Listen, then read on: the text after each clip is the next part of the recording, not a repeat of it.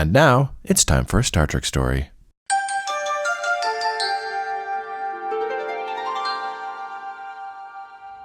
You hear these things along the lines of, especially with the advent of social media, it's like, if only we could learn to communicate better, get out of our echo chambers. Mm-hmm. And, hearing all this is one thing, but it's like, I never hear a lot. I'm like, but how are we then supposed to get to that point? I just hear like, if only we could.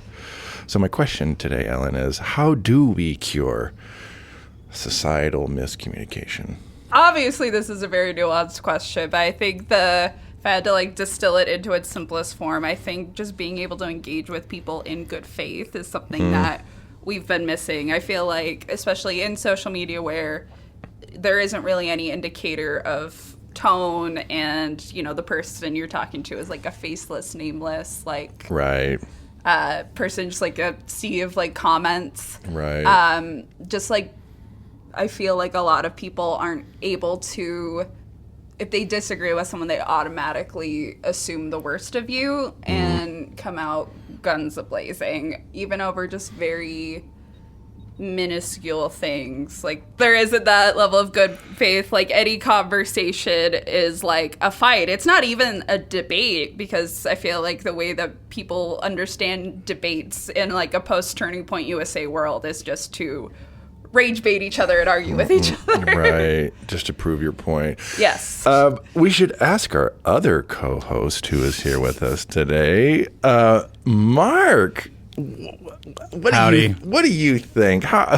What's your perspective on this? How do we cure our societal miscommunication? That really is everything that's going on. And a lot of it boils down to, I think people are so hesitant to admit that they're wrong, because if a lot of people think, well, if I admit that I'm wrong, then I'm admitting that you're right. And that may not be true either. It's like, just because I'm wrong doesn't automatically make you right. We could both very easily be wrong in just different ways. And I don't know, it's a weird thing to think about. We've moved so far away from something that could be seen as objective good in some ways. I don't know.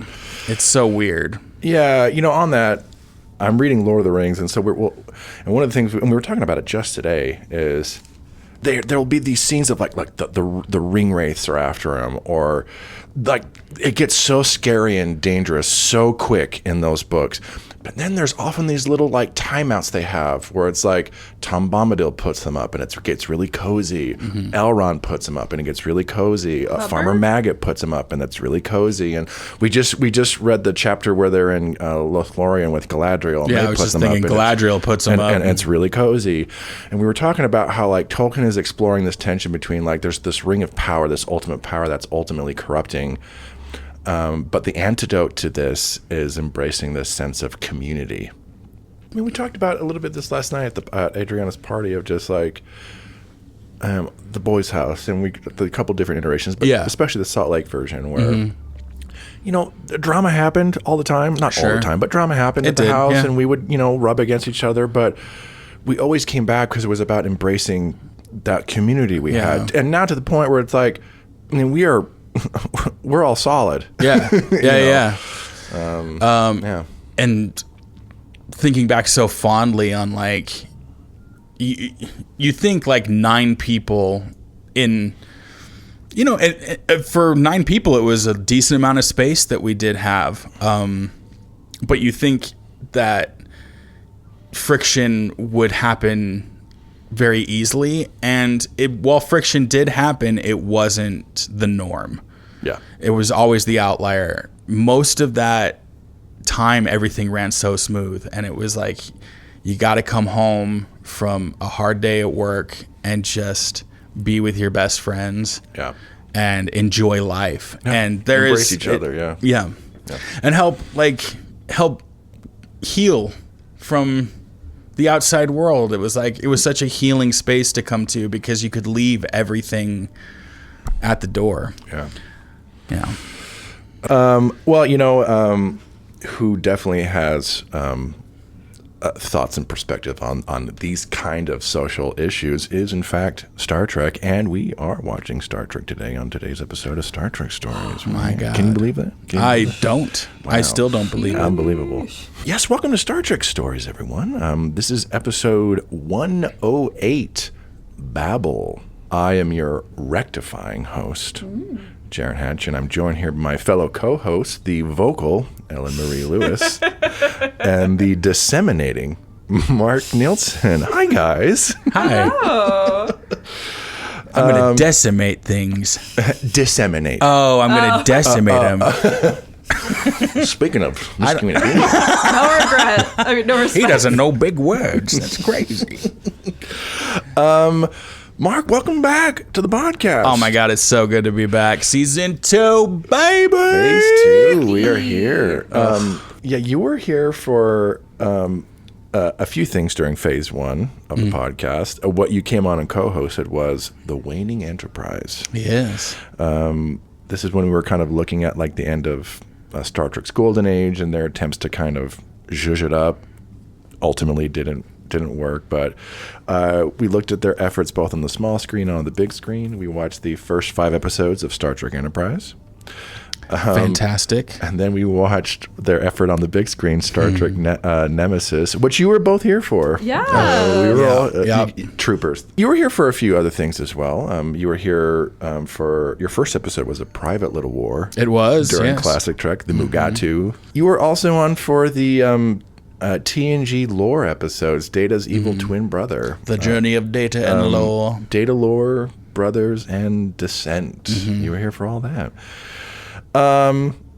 Now, Marc, you are new to Phase 2 and this batch. Yes.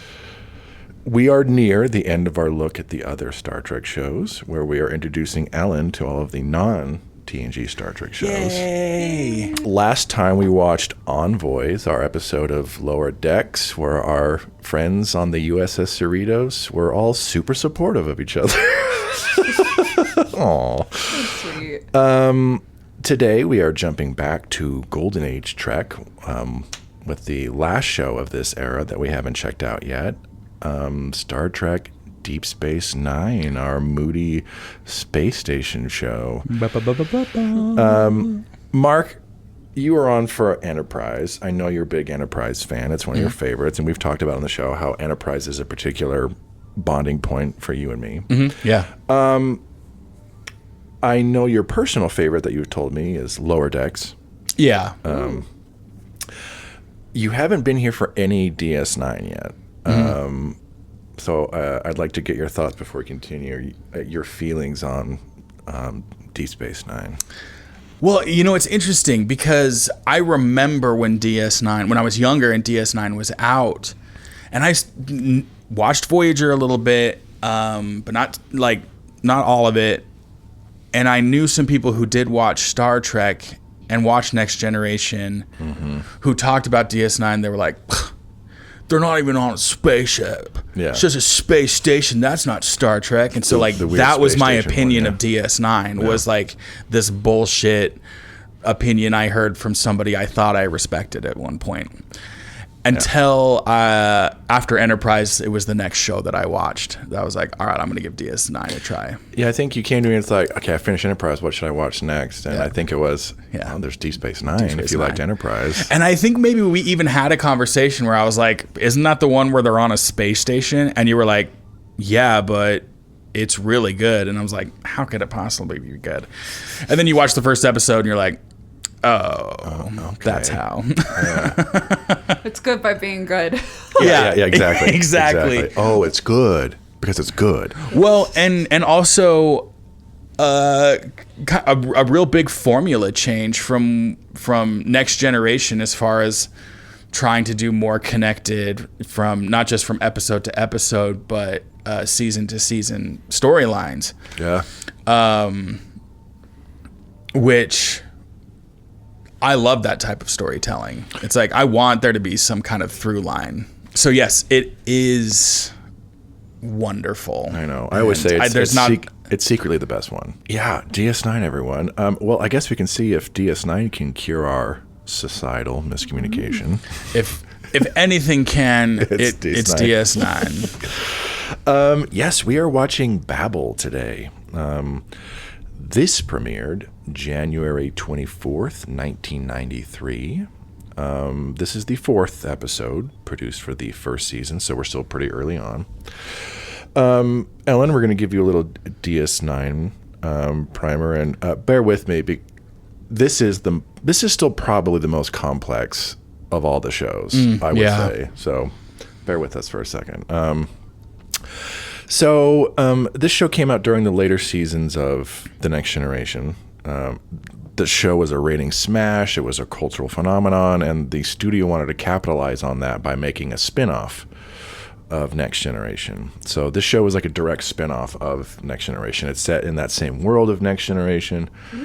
But the studio also wanted it to be something like, we can't just do another spaceship show. Like, if we're going to do a spin-off while Next Generation is still going, this needs to be something a little different.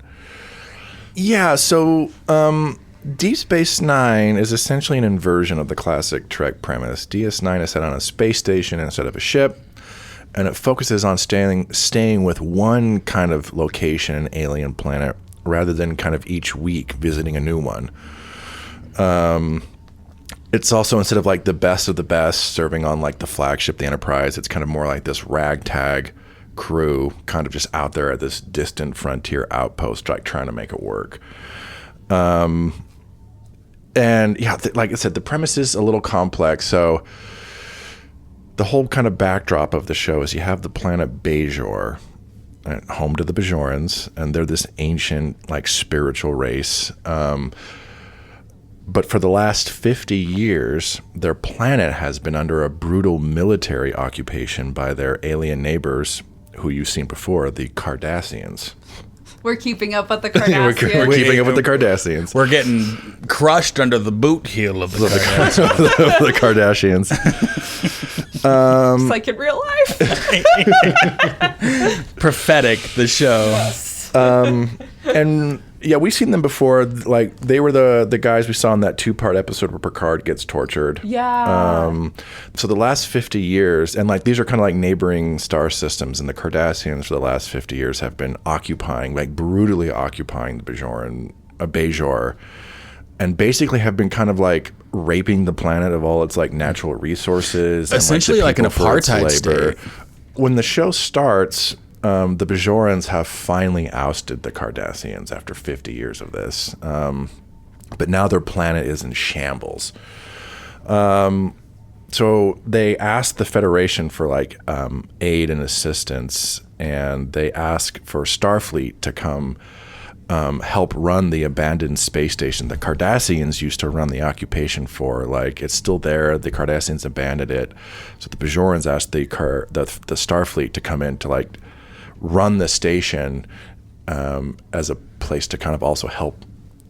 They're kind of like essentially UN peacekeepers in the show to an extent. It's cool. They're here to help Bajor rebuild. Because and correct me if I'm wrong, Bajor at this point, they're not willing to join the Federation. No, because they just kicked out a brutal occupying alien force. Yeah, they're already a little skittish with the Federation being there, but they're so desperate for help. There's like, if you guys want to mind coming help run the station with us and helping us to rebuild our planet. So that's kind of what the show is about, at least in its early seasons. Like, as it goes on, like it just keeps getting bigger and bigger about what the show is about. It's very political. Cool.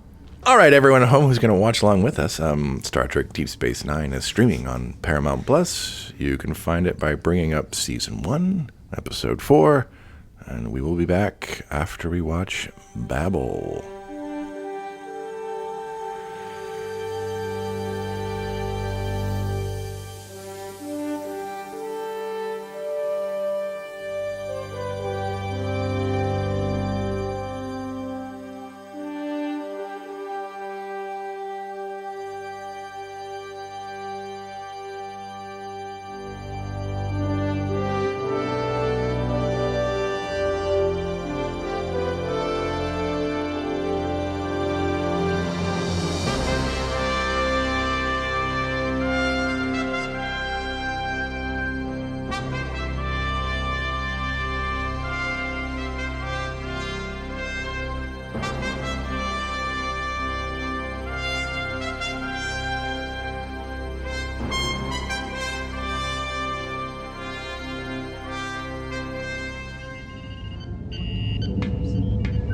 I suppose this isn't a good time to tell you that number 3 turbo lift has broken down again. Joking, Chief. Major Lark's troop, Pepper. What? Let birds go further loose, maybe. Shout easy play. Chief, you're not making any sense. Round the turbulent quick. Well, close the reverse harbor. Well, ankle, try sound. Reset gleaming. Dinner to bug. Chief, wait! When? Chief!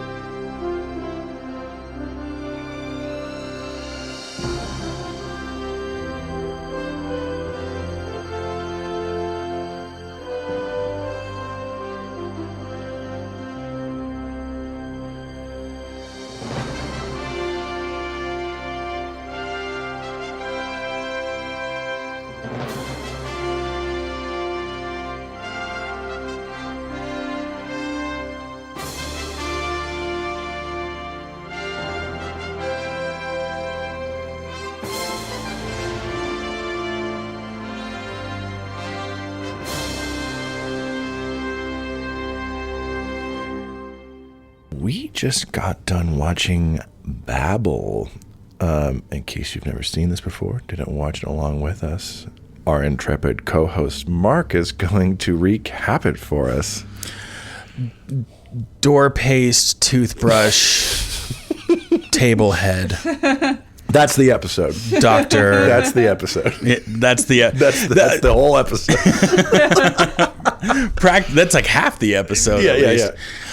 No, we open up with O'Brien, and he is doing maintenance around the station, having to go from one crisis to another. We meet a character, I can't remember his name, but he's a pilot. Jahil. Captain Jahil. Yeah. He's got a shipment that he's trying to get, and he's on his schedule, but they haven't been able to repair his warp drive yet.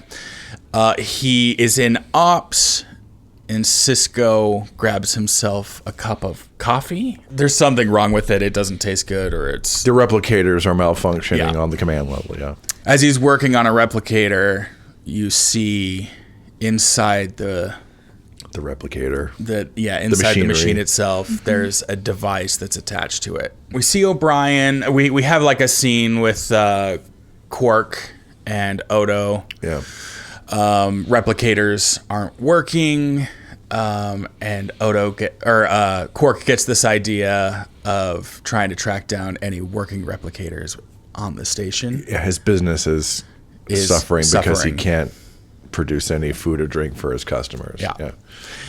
As O'Brien is continuing to work around the station, we see him lose the ability to communicate.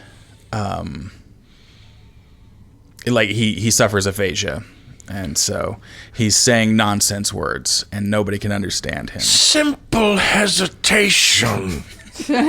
Simple hesitation. So they're not sure what's happening, and then another person shows up with aphasia. Dax. She That's comes right. under it, yeah. Bashir eventually figures out there is a virus. Yeah, it becomes airborne eventually. So more and more people, as the episode goes on, are falling under this illness. They're quarantining them. They've quarantined the entire station. They find the device that was attached to the replicator that was shown earlier in the episode. And you realize it's a device that was left behind by the Bajoran resistance when the space station was being built. And it was filled with this virus that causes the aphasia. You aren't able to communicate and will eventually kill you. Yeah, it will kill you. They were hoping to wipe out the Cardassians on the station, yeah. But but for some reason it was never released. Meanwhile, Bashir's he's trying everything he can to get rid of this thing, can't figure it out. And at this point, the station is basically down to bare bones. Everyone Skeleton crew. To the point where Cisco has to get on the comms and basically say, anybody who's out there who has experience and knows how to do it, get to ops. We need your help. Because at this point, it's like Kira is up. Cisco is still up. Odo and Quark are the only ones who are up. Which we do get that fun. There's been back and forth between Odo and Quark this whole episode. Quark is responsible for the widespread. The virus was going to spread anyways, but Quark sped it up because he would sneak off to the infected replicator to produce his menu, and he would sneak it back to his bar, and Odo catches him doing that. Meanwhile, Kira was given permission to leave the space station to go find this research assistant. So they go back to Deep Space Nine, and the research assistant, don't remember his name. Cermak Wren. Cermak. Dr. Yes. Cermak. Dr. Cermak. And he's like, oh, wow. Bashir was like, he was like already on the right path. And he was like, oh my God. Bashir's like, wow, he's doing a good job. He was mostly there. The crew is saved. There is a moment where the pilot from earlier, he tries to force his way off of Deep Space Nine, and Odo has to go down with the help of Quark. And the space station is saved, and all the people are saved, and nobody died. Yeah. We'll start with some initial thoughts.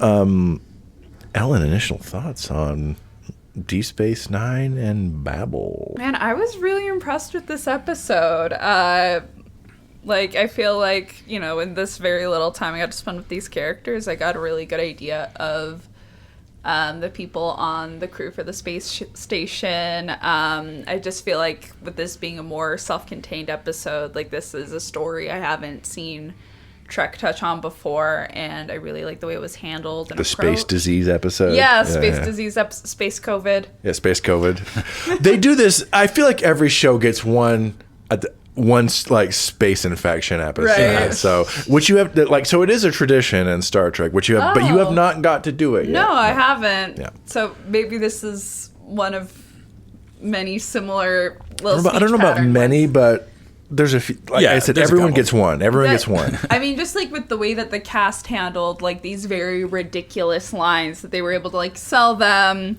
and like buy into the brevity of it. And it's like obviously very silly as a concept, but it's not to the point where while watching the episode it feels like too campy. No. Like I feel like it's like they balanced it really well, being like, yeah, these are very silly things to say, but also at the same time, like watching this episode, like you're still like invested. It's not like, oh no, like we're ribbing this a little bit, but it's not like, it's still like the stakes are present in the episode. Yes. Also, just with this being my first episode of Deep Space Nine, it was really nice seeing our close personal friend Quark again and his little bartender arc. Yeah. Quark's great.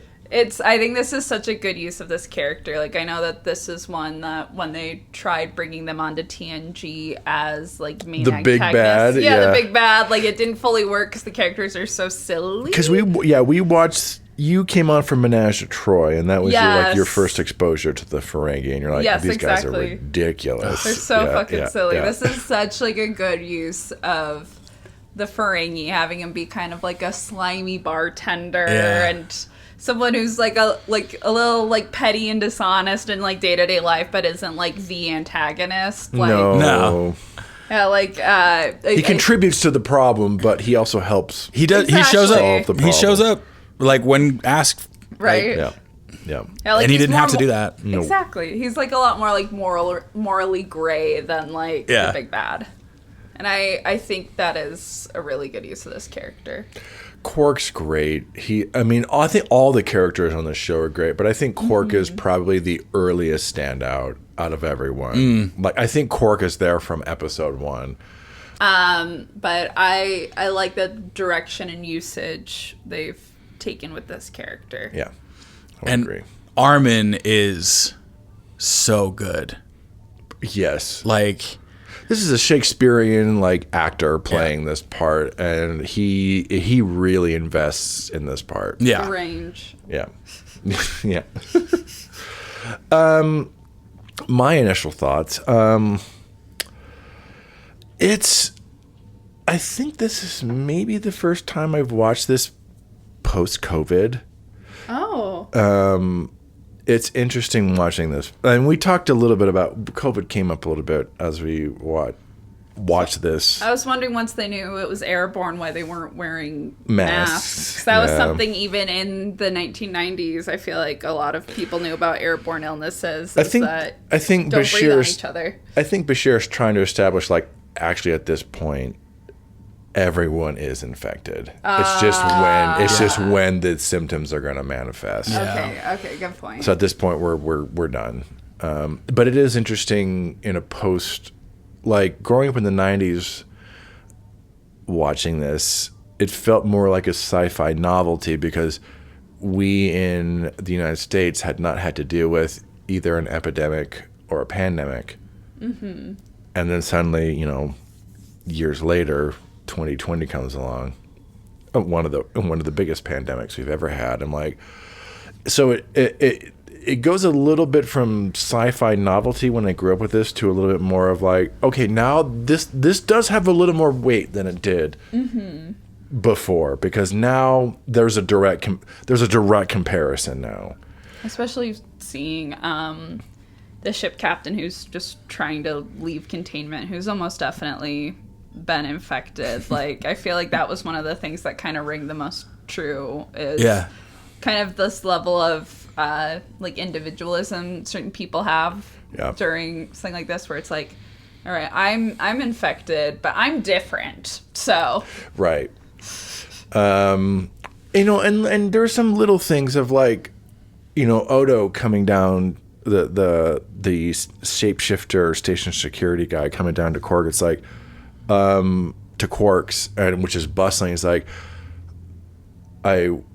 you're supposed to be shut down except for necessary services, essential workers, right. And he's like, would you deprive them of a little harmless diversion? And he's like, they'd be safer in the quarters, Quark. And I'm like, we've kind of lived through this a little bit, a little bit. People I going feel to this, Disney World in June of 2020 or whatever. Get the fuck out of here. Right. Get the fuck out of here. Yeah. I feel like this episode would be probably presented a little different now if they were doing this. But I'm like, it still works. Yeah. It still works. And I don't know if I would still think this is a quality episode, but I don't think this would have hit as hard for me if I saw this in 2019 or something. No, it's a little different when it's this is a COVID episode. We've been there. I mean, they even showed the overwhelmed, understaffed nurse. Yeah. At one point who had so many people to take care of that they were shoving them into the crew quarters, cramped in like sardines. The makeshift hospitals and stuff. Yeah. The one other thing I will say, we've talked about Deep Space Nine before on the show, but it's been a while since we've talked about Deep Space Nine.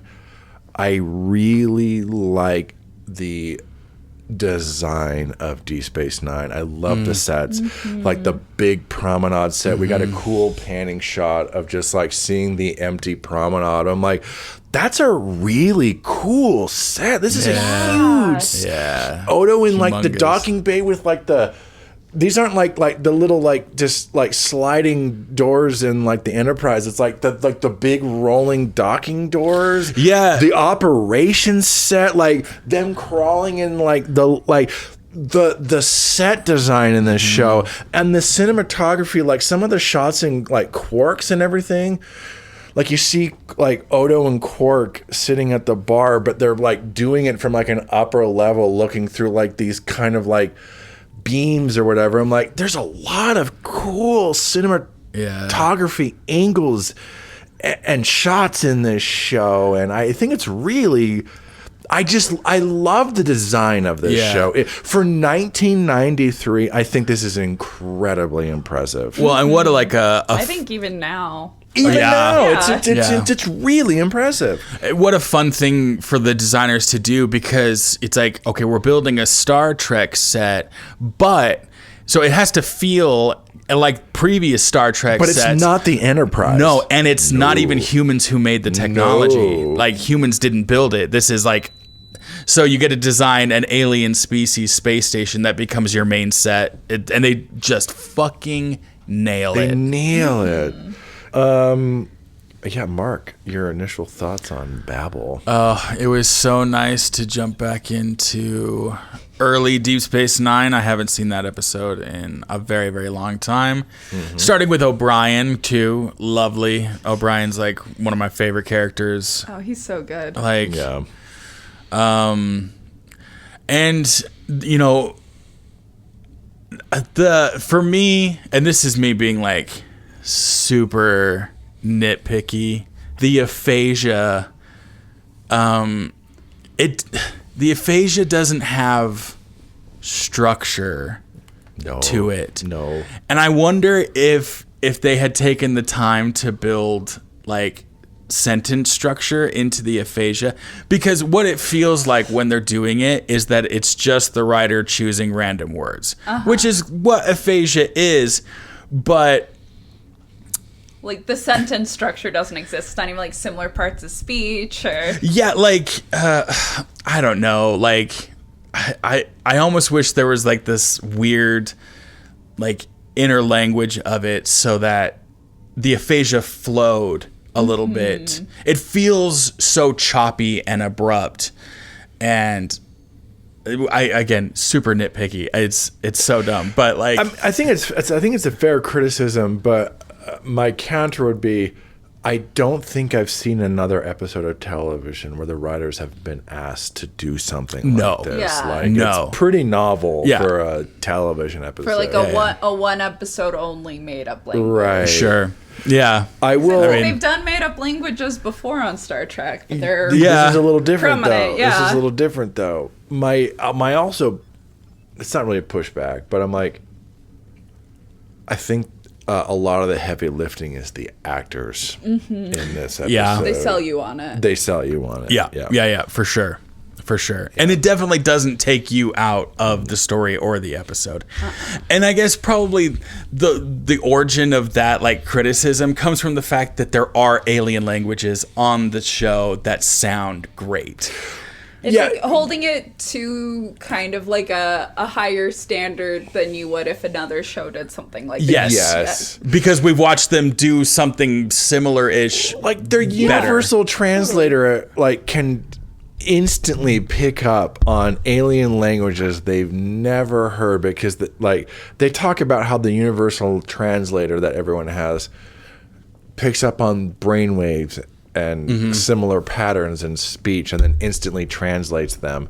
And I'm like, can't you do that for the aphasia virus? Yeah. Yeah. But Man, it's a really good virus. Forget about it, yeah. I mean, it did have basically a 100% infected, Yeah. like contagion rate, which is just wild, Yeah. and mortality rate. Everyone who got it was going to die. To eventually. die. Yeah. That's genetically engineered viral weapons for you. Like, God. Yeah, the stakes are really high. I also really like, it's a small detail, but I do like that it's the Bajorans who created this, not the Cardassians. yeah, and I mean, and that they built it to kill Cardassians, but And now it's is killing when it's happening. like the innocent people who are up there. yeah. And again, like it just adds into that, like the state of the station that like the Cardassians left the station in. I'm curious. The cast and crew for this show have talked about like the pressure was huge, and they feel like they had some huge shoes to step into because Next Gen wasn't done. Like it was airing concurrently with Next Gen at the time, which was this pop culture phenomenon. So I don't know. How do we feel about this? Just this is the first time they've done like a real spin-off while another big property is still going, but we got to make it, it has to be set in that world, but it has to be its own thing. How do we feel about, at least in this very early, this is episode like 4, how do we feel about where they are at this point? Do we think this is successful? Do we think there's room to grow? What's our feeling on like, are they hitting the ground running, or do we have room, like, do we have a long way to go? What do we think based on what we've seen here? I mean, just coming as someone who did not watch this when it was at kind of the peak of popularity, and also kind of understanding from the context from the two of you that people were like a little shitty about this. I don't know if that was like a very common sentiment or a very vocal minority base. No, it did get okay ratings, but it never hit the same heights at D9. I just mean also like there was a in lot terms of grumpy grumps reception. about the show. Like how grumpy people were. Yeah. Yeah, I feel like this is like a really, really solid start. Like, I think there are places where it can grow, but I would say I'm leaning more towards like them hitting the ground running than not. Especially, I've watched so many during this time, like this stint of the show, of like starter episodes or like early episodes of different shows. This is one of the more compelling ones for me. Yeah. Marc, you have the hindsight. You've seen the whole show. Yes.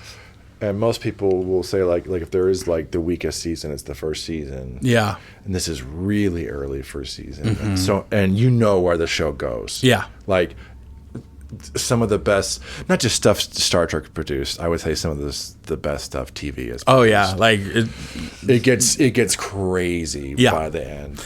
But looking here, what do you think? So I think, well, you know, I think that it does everything right that a spinoff should do. They nail the aesthetic design of the world, as well as like having that shift of being an alien environment that they're inhabiting, but it still feels very Star Trek. The costuming, the makeup design, like the language. Everything that was like so good about the Next Generation's production quality is all there. Environmentally, it feels the same, but structurally and story-wise, they do let that breathe, and they're like, we're not doing the Next Generation set in a different place. It's like you can tell that they knew and they had a vision of what they wanted this story to be. And one of the most important things about if you're going to do a spinoff is like, is that story worth telling? Yeah. And that's a weird. It's like people are allowed to tell the stories that they want to tell, but it's like so often we see sequels and spinoffs that the purpose behind it is money, and that's the only purpose, and that takes away from quality. And of course, money has a motivation in a lot of things, and I'm sure money is what helped motivate at least the producers to make Deep Space Nine, but the actual people making and running the show, not the people who are paying for it, but the people who are running it, writing it, acting in it, and doing the story design of it. They are coming from a place of passion and a place of like, we love Star Trek. We have this vision for this story we want to tell. It's set in the same Star Trek universe, but we're going to let it be its own thing. And I think they absolutely nail that. They are not trying to be Next Generation. They are trying to be Deep Space Nine, and they fucking nail it. One thing I'd like to add also really quick is just thinking about, I mean, obviously like this, like a lot of other Star Trek shows, is an ensemble cast, but for kind of having a core character from the previous iteration it's spinning off of, I feel like Chief O'Brien is a great character to use because it's someone that we are familiar with this character, but this is a character that has like a lot of room for growth and for change and to kind of expand upon that character and create like a new storyline for them. Like, I think that's the big difference between like in terms of other spin-offs, like a Daria and a Joey, right? Like, Yeah. Yeah, a little different. a little different, yeah. I just wanted to add that in. Joey. Well, yeah, no one even fucking remembers that show. I forgot about it for a second. I was like, God. wait, what's a spin-off that like did not work? I was like, oh my god. Like, Yeah. one of the biggest shows of all time, people forget there's another show about one of the main characters. 'Cause Joey. It did not work. Is that a spin-off of Friends. Yeah. Yeah. Also has the actress who plays Adriana in The Sopranos, I believe. Oh, man. Yeah, they.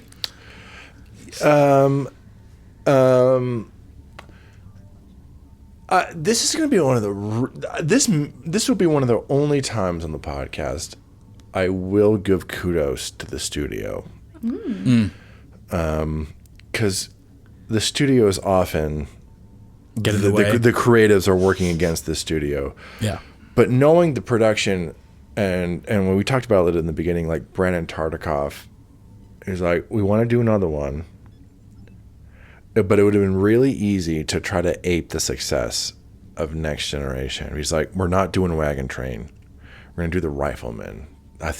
I want to do a show. I think we should do a show about a single dad, and his son, and they're in this frontier town, and they don't go anywhere, and they have to sit there, and we're going to have to deal with the consequences week after week. I'm like, and we will give you the money to do it. Yeah. Because those Deep Space Nine sets are really impressive. Yeah. Stunning. And I'm like, it's kind of miraculous that this show exists. The like moving components when he's like manually like taking the clamps off and like they like slide in the you wall. see like the big pistons and then the circular door so closing. good. I'm like, Practical effects are so cool. Yeah. they're really good. And The I'm like, doorways to get under like into the maintenance halls and Yeah. stuff. Like, so Yeah. cool. I mean, yeah, just even him putting the little shaft door back. You're like, Yeah. oh, practical sets. Yeah. Like, thank you. Yeah. Like, just even that small detail, I was like glued. I Thank was like you. mesmerized. Thank like, you. And I think that the design is really good for this show. It still holds up, I think. It still looks really good and interesting. And so I will give a shout out to the Paramount leadership at the time. I'm like, you did not need to do this. It's really easy to be like, we want to do a spin-off, but we don't want it to be too different. We want to play it safe and make money. But I'm like, they did not play it safe with this show. I'm like, I have to give the studio some credit here. Yeah. favors the bold. I mean, the writers and producers and everyone who really ends up realizing what this show. But I'm like, Yeah. But it is a mandate from Paramount that it would be something like this. And eventually, during the show, the leadership changed, and then they had to fight with the studio lab. I'm like, hey, we're committed, and this is and not only are we sticking to the original vision, we're gonna go further with it. Yes. So I applaud the creatives first, but I will give kudos to that original Paramount Studio team for greenlighting this. I'm like, this is what we want to do. I'm like, don't play it safe. All right, I think we'll start to wrap it up. Marc, final thoughts on Babel? Great episode. I feel like they nailed everything that they're supposed to nail as far as like bringing on this spin-off show. Any complaints I had were all just like weird nitpicky stuff. There's always stuff to make fun of with Star Trek. yeah. Or like poke fun at. Yeah. Like the fact that we spoke in aphasia to each other throughout half the episode. The whole time, yeah. Yeah, like I love that Star Trek does that to people. You're You like, can have fun with it Yeah. and take it seriously at the same time. Totally. Yeah. And it was so nice to come back and see these characters again and just be reminded of like why this show is so good. And the fact that it's in the first season, which people consider the weakest. Episode 4. And it's still just like, yeah, they know what they're doing. Like, It's like pizza. yeah. You don't need to change too much. Yeah, It's just the If ingredients. it's bad, Yeah. still pretty good. Oh, we could do pepperoni parmesan, or I can get you a chicken cutlet with peppers. Either way, it's pizza. You know, we do marinara, and we can do it like a white sauce. Like an Alfredo. But either way, it's gonna be bread, It's still pizza. sauce, cheese, meat. It's still a pizza. Garlic. It's still Garlic. It's still on a pizza. So yeah, if it's 2020 hindsight, I already was a fan, and this episode did nothing to deter my thoughts on that. In fact, it probably just strengthened my fandom of Deep Space Nine. Pandemic 2020 is hindsight. Yeah, Ellen, final thoughts on Babel and or Deep Space Nine? Yeah, so just considering, as you guys have said, this is considered the weakest season, and this is early on in one of the weaker seasons. Like, I was gripped by this episode, and to know that it just gets better from here, like, this is absolutely something that's going to be high up in my rankings. And oh yes, I love the happy dance. Yes, we got another one. We got another one, Mark. Yes. Come to our side. Yes. And I think I'll just leave it here. Foxtrot, Paisley, U, Garden. Yeah. Sandwich kumquat. No, I don't have the disease. I like a good sandwich kumquat. Just your aphasia is all food related. Yeah. Pretzel chip cookie It sandwich. affects everyone differently. For whatever reason, you're all food. Dubai chocolate, Labubu matcha. My final thought, I just want to give one more shout out to the production design. I really like the production design of the show. I think, and even as it goes on, once they spend more time with these sets and these characters, and like the directors are more established, and they do some banger stuff on this show. I think this is still some of the most interesting sets and cinematography in any of the Star Trek shows. We get to see some really cool stuff and Jonathan Frakes, who's Commander Riker, but one of the big Star Trek directors, and he's talked about, it's like Deep Space Nine was the most, like, he directed Next Gen, he directed Deep Space, he directed Voyager, Enterprise, he's directed a lot of the modern stuff, and I think he still said like Deep Space Nine was the most interesting one. And I think a lot of the directors were just like, oh yeah, doing Deep Space Nine was all, you'd be on the clean cut sets of the Enterprise, and it was beautiful and wonderful, but it's like you came out of Deep Space Nine, and it was like you had to roll up your sleeves. Like, all right, where are we going to set up? Well, yeah, where are we got setting tons of space. There's so much stuff, and like places to set the camera. It's the mall. Yeah. It's and Main Street. Yeah. Yeah. And it's like people are showing up, coming off like the buses and like their the cars. planes, and they're going to go shopping and Yeah. everything. Like, you just don't see that on other Star Yeah. Trek shows. Yeah. Also, one last shout out to Odo and Quark. Oh, Yes. I think they set them up as a fun little kind of like friendly rivalry, but the fact that by the end it's literally those two having to run the station and save. I think that's a really good journey we go on with them. it's certainly the best payoff, I think, of the episode is Quark beaming Odo down to. I must have witnessed the Yeah. procedure hundreds of times. Witness. You ain't never handled the controls yourself. Energizing. And he like waves. And now about my hazard pay. Yeah, they keep their dynamic, but they come together to save the station. Yeah, they save the station. That's pretty dope. And Odo saves the guy's life. Yeah. Yeah. Like, Yeah, shout out to that as well. All right, I think we'll start to wrap it up there. Mark, thank you for coming on. Thank you for Once having again, me. My good co-host for was- some Deep Space Nine. so lovely to be back, and so lovely to be back for Deep Space Nine. Yeah. That is a treat. We still got some Star Trek shows you haven't been on for, so at some point we're going to have to get on for some Voyager, for some of the modern stuff. Oh no. Oh, no. You will definitely be coming back. And everyone at home, thank you so much for listening and checking out our coverage of the episode. We hope you enjoyed our coverage of the episode, if not the episode itself. If you like what we're doing, please go click on all the algorithm and engagement buttons nearest to you. You can also email us at storiedstartrek@gmail.com, or you can check out our Discord. The link is in the episode description. Next time, we're going to be ending our batch of episodes by heading back to modern Trek one more time. The dream of the 90s is over. It's over. We're done with it, unfortunately. Yeah, Portlandia is done.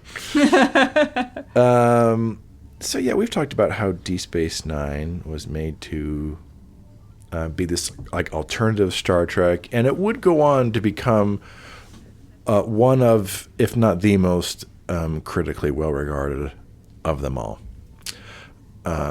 But during this time, Next Generation was definitely still the flagship show of the franchise. And when it comes down to it, whichever era we're in, classic Trek, Golden Age Trek, modern Trek,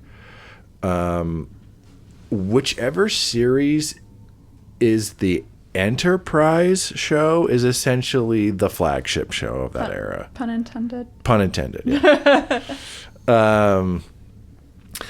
And for the current era, modern Trek, that show is, of course, Star Trek Strange New Worlds. Star Trek Strange New Worlds. And that's what we're going to be watching next time.